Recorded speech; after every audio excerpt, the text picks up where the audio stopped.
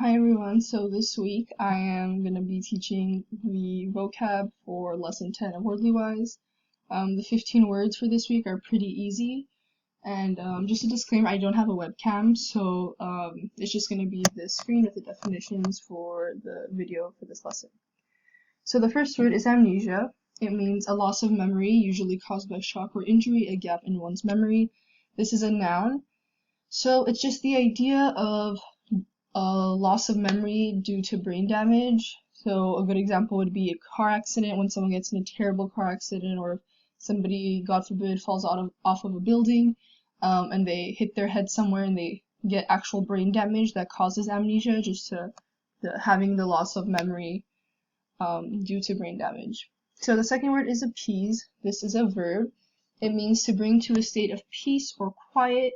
So I think the most relatable example for us would be eat to appease hunger. So when we're hungry, we eat something, and we feel appeased, we feel calmed, we feel like we're at this kind of satisfactory state. It has to also do with kind of satisfying someone to calm them down, or sometimes when we get upset, we listen to music to appease ourselves, to calm ourselves down, kind of quiet ourselves. The third word is attrition. This is a noun. It means a gradual reduction in numbers, of loss of strength, a weakening resulting from pressure or harassment. So the most basic example would be with military and armies and things like that. So during a war, they wear down each other. So you could say the enemy surrounded the town and conducted a war of attrition, as in they kind of killed the numbers down and decreased the amount of people left in the army. So it's just kind of dropping the numbers. The fourth word is debacle. This is a noun, so it means a sudden collapse, downfall, or failure.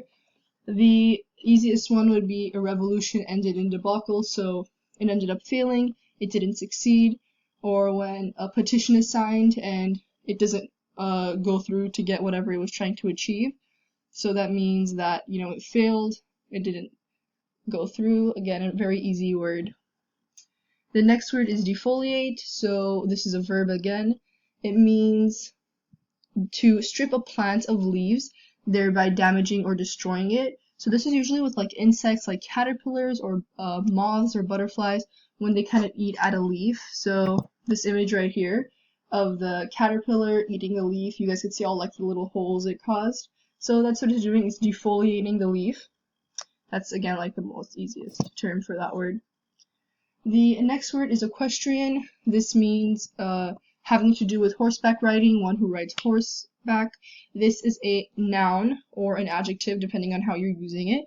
So these are the polo players that I'm sure we've all heard of. Again, this image right here of just this is like a polo player, riding on horseback.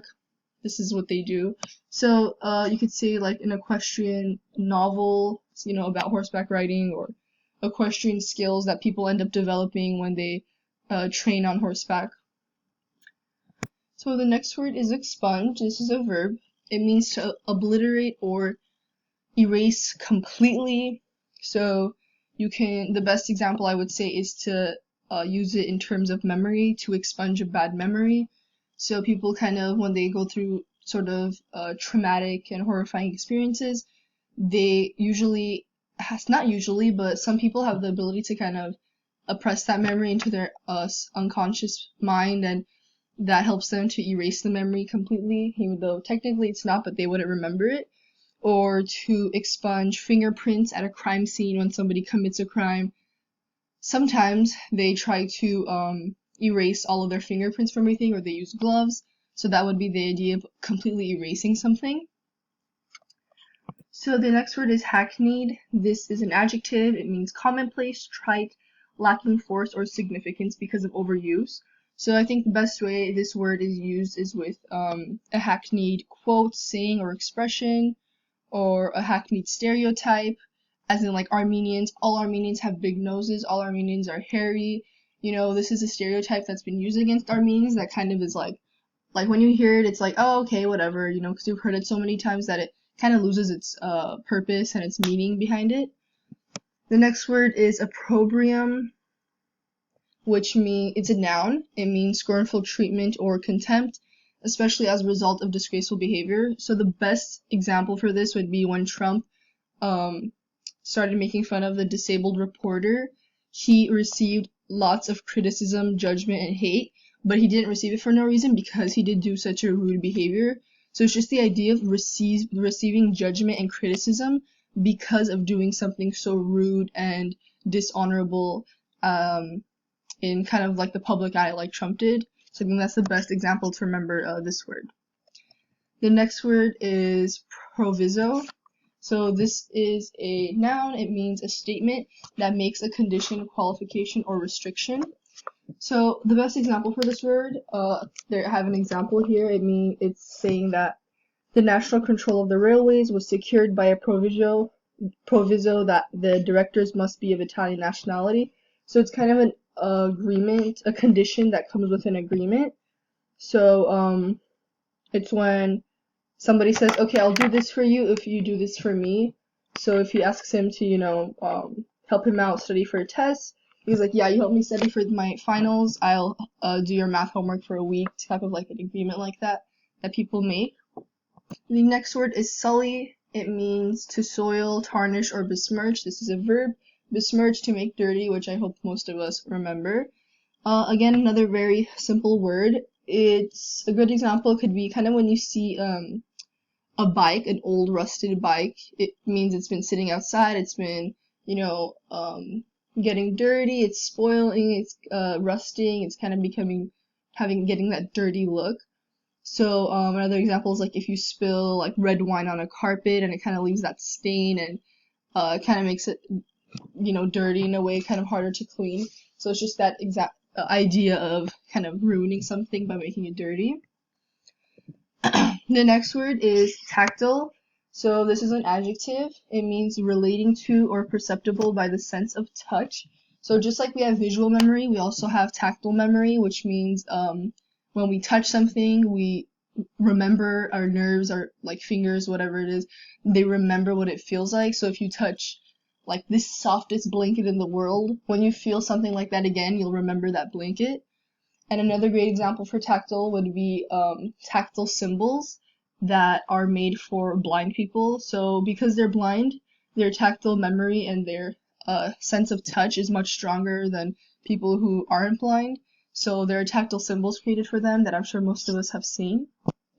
The next word is upbraid. This is a verb. It means to scold or criticize severely, to find fault with. So this is just the idea of someone scolding and criticizing someone else.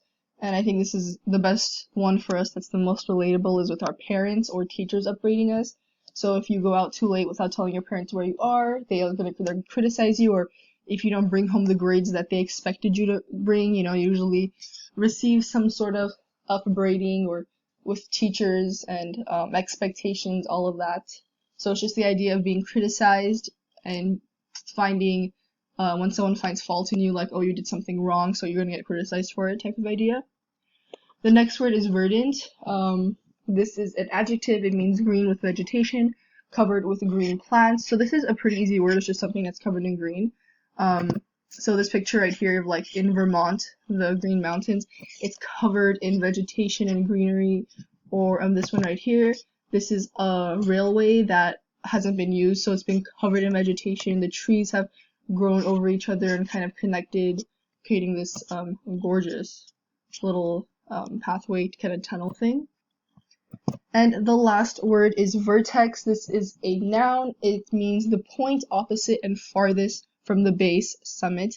So this is obviously using geometry and stuff like that. It's just kind of almost like the highest point of the mountain because it's the furthest from the base, or the vertex of the pyramids. So this is a pyramid right here. This is the base. So this would be the vertex because it is the furthest point from the base.